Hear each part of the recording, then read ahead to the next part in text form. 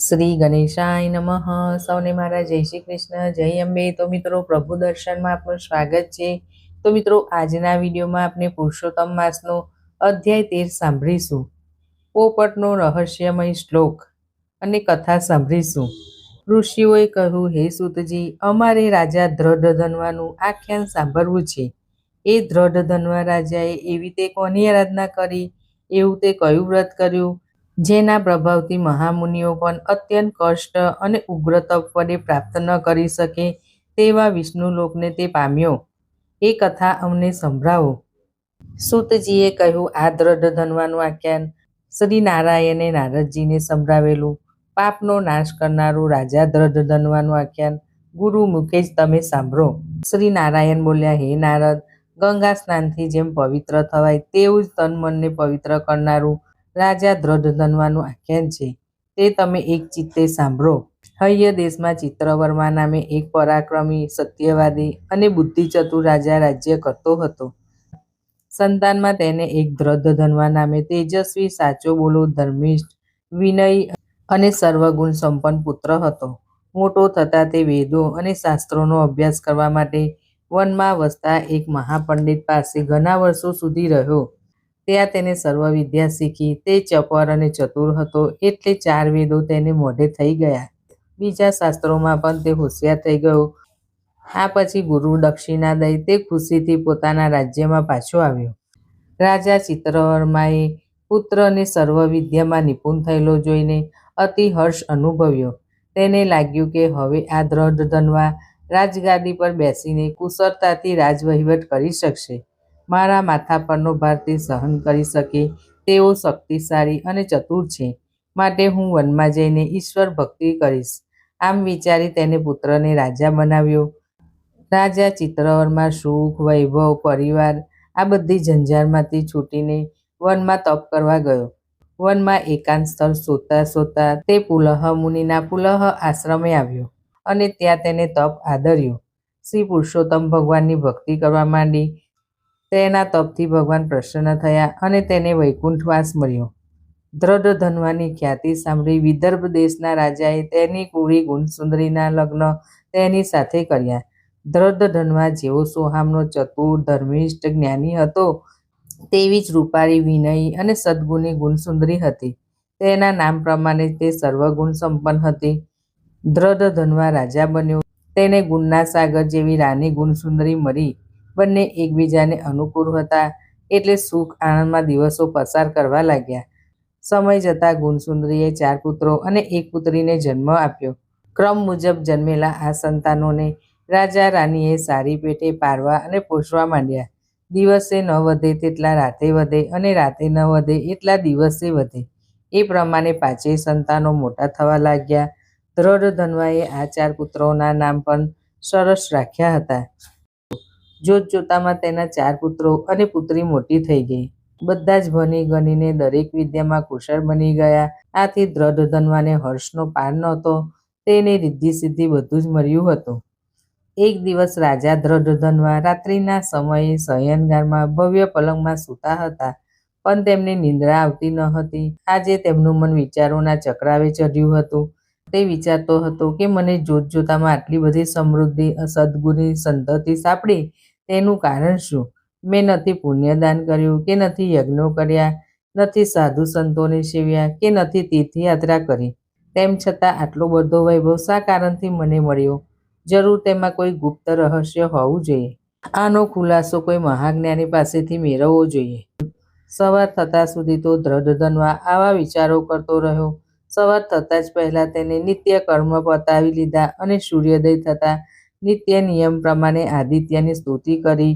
અશ્વશાળામાં ગયો. એને પોતાના માનીતા અશ્વને તૈયાર કરાવ્યો. તેના મનમાં હતું કે શિકારની સહેલમાં તે બધી વ્યથા ભૂલી જશે. એટલે જ તે રાત્રિના કરેલા સંકલ્પ પ્રમાણે સવાર થતાં શિકારે નીકળી પડ્યો. દ્રઢધન્વા બાણવિદ્યામાં નિપુણ હતા, એટલે તેનું નિશાન ભાગ્યે જ ખાલી જતું. તેનો ઘોડો વનના વિકટ માર્ગમાં પણ ઝડપથી દોડી રહ્યો હતો. માર્ગમાં તેને અનેક નાના મોટા પ્રાણીઓનો શિકાર કર્યો, પરંતુ એક હરણે તેને બહુ હેરાન કરી નાખ્યો. તે હરણ રાજાને બહુ જ ગમી ગયું હતું. નજરે પડતાં જ તેને તાકીને એ હરણ પર તીર છોડ્યું. તે તીરથી હરણ ઘાયલ પણ થયું, પરંતુ હરણ એવું હિંમતવાળું નીકળ્યું કે દેહમાં ખૂપેલા તીર સાથે તે રાજાથી બચવા ભાગી છૂટ્યું અને આડા અવળા માર્ગે દોડી રાજાની નજર ચૂકવી અદૃશ્ય થઈ ગયું. હરણના દેહમાં તીર ઊંડું ખૂપી ગયું હતું, તેથી તેના દેહમાંથી રક્તની ધારા વહેતી હતી. એટલે તે જ માર્ગે દોડ્યું. તે માર્ગે રક્તનો છંટકાવ થયેલો હતો.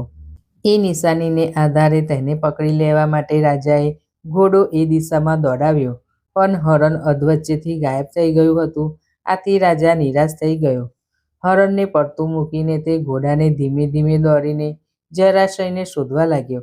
તો એક મોટું નિર્મળ જળ ભરેલું સરોવર તેની નજરે પડ્યું. ત્યાં જઈ તેને ઘોડાને છૂટો ચરવા મૂકી દીધો. સરોવરની આસપાસ લીલું મજાનું ઘાસ ઉગેલું હતું અને ચારેય બાજુ ઘટાદાર વૃક્ષો આવેલા હતા. નિર્જન જંગલમાં આવું રમણીય સ્થળ જોઈ રાજાને ખૂબ જ આનંદ થયો. તેને સરોવરના કિનારે જઈ હાથ પગ મોઢું ધોઈ ધરાઈને જળ પીધું. પછી તે આરામ કરવા કિનારે આવેલા એક વિશાળ વટ વૃક્ષની છાયામાં જઈને બેઠો.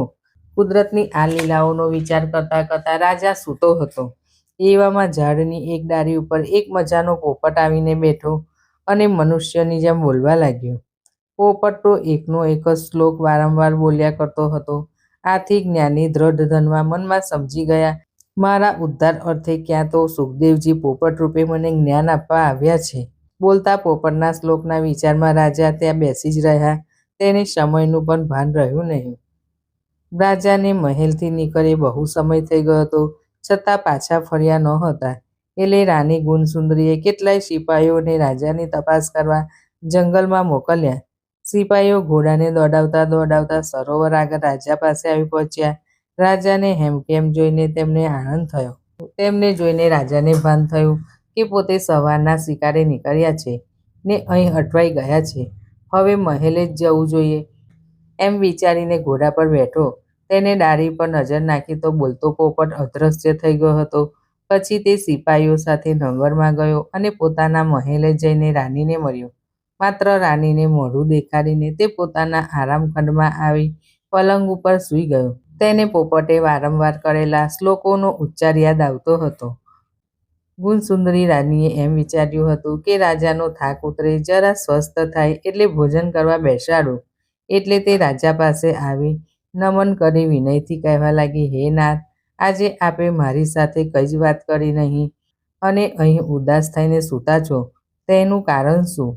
ભાવે તે જમીને પછી આરામ કરો. હું આપની સેવા કરીશ, ચરણો દબાવીશ, જેથી થાક તમારો ઉતરી જશે. પણ રાજા કંઈ જ બોલ્યા નહીં. તેને રાણી પ્રત્યે મીઠી મમતા ભરી નજર પણ નાખી નહીં. આથી રાણી સમજી ગઈ કે જરૂર વનમાં એવી કોઈ વિચિત્ર ઘટના બની હોવી જોઈએ કે જેથી રાજાના સુખ ચેન હનાઈ ગયા છે અને વદન નિસ્તેજ બની ગયું છે. આમને આમ ઘણા દિવસો થઈ ગયા. તેનું મન રાજકાજ કરતા આ રહસ્યમય શ્લોક ઉકેલવામાં જ વધુ ને વધુ રોકાઈ રહ્યું હતું. ઇતિ શ્રી બૃહદી નારદીય વિશે પુરુષોત્તમ મહાત્મ્યમાં અધ્યાય 13 સમાપ્ત. હવે સાંભળીશું કથા. એક રાજ્યનો રાજા ખૂબ જ પાપી હતો. ધર્મ કર્મમાં તે માનતો નહોતો. તેનાથી ઉલટું તેની રાણી પતિવ્રતા અને ધર્મ પ્રત્યેની ભાવનાવાળી હતી. આમ રાજાના મહેલમાં પાપ પુણ્ય બંનેનો વાસ હતો. રાજાને પાપ કરવાથી આનંદ થતો હતો, જ્યારે રાણીને દેવદર્શન ધર્મ કરવાથી આનંદ થતો હતો. જુવાનીમાં રાજા પાપ કર્મમાં જ રાચતો રહ્યો, પરંતુ ઘડપણ આવતા તેને ભાન થયું કે પોતે કંઈ ધર્મ કર્મ કર્યો નહીં. હવે કંઈક ધર્મ કરું તો કાયાનું કલ્યાણ થાય. હવે જંગલમાં જઈને ભગવાનને ભજવું. રાજાએ રાણીને આ વાત કરી તો તેને આનંદ થયો. તે પણ રાજા સાથે જંગલમાં ભક્તિ કરવા નીકળી પડી. રસ્તામાં એક ઝાડ નીચે 4 ભુજાઓવાળો એક માણસ જોવામાં આવતા રાજા સમજ્યા કે ભગવાનને 4 હાથ હોય છે, માટે આ જ ભગવાન છે. તેને ભગવાન સમજી રાજા તેની પાસે જઈને 2 હાથ જોડીને કહેવા લાગ્યો, હે ભગવાન, મેં જુવાનીમાં બહુ પાપ કર્યા છે, તમારી ભક્તિ કરી નહીં. હવે બહુ પસ્તાવો થાય છે.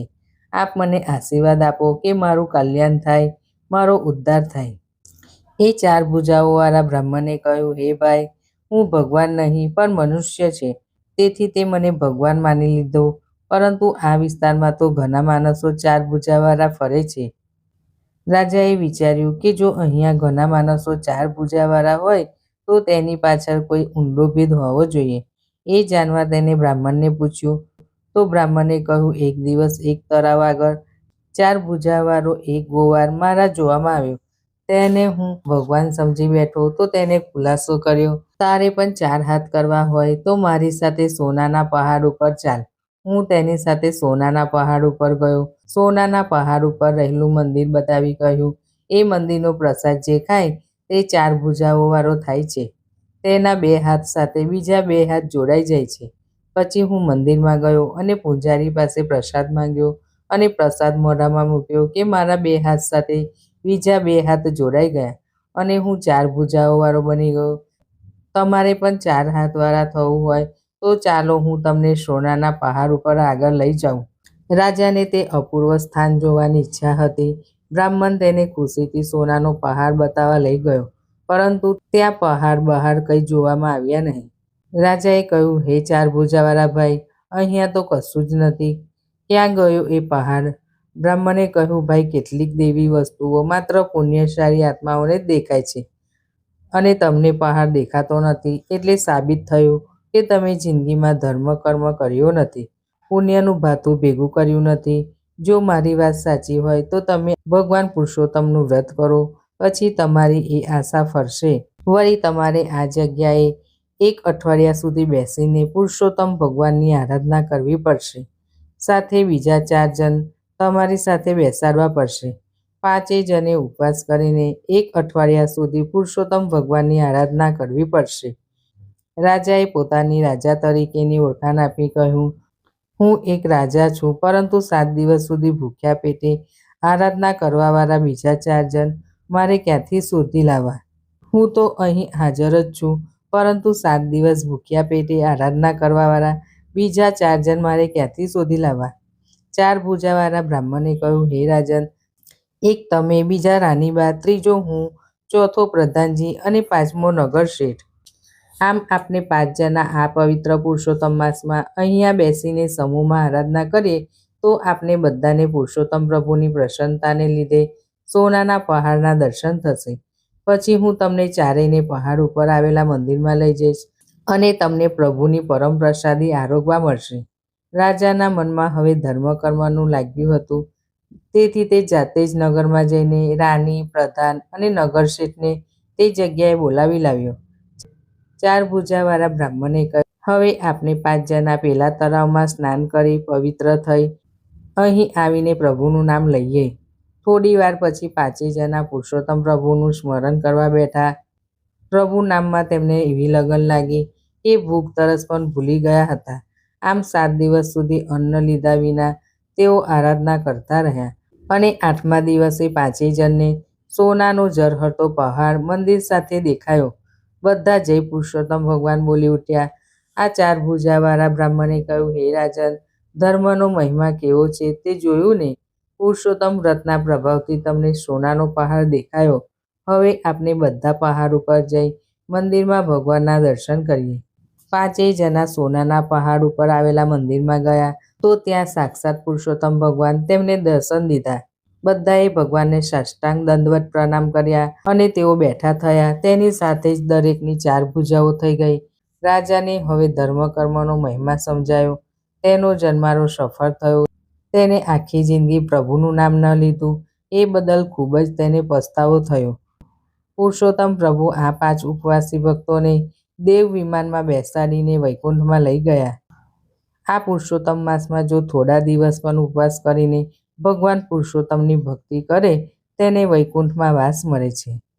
હે પુરુષોત્તમ ભગવાન, તમે જેવા રાજા અને રાણીને ફર્યા તેવું તમારું વ્રત કરનાર, કથા વાંચનાર, સાંભળનાર સૌ કોઈને ફરજો.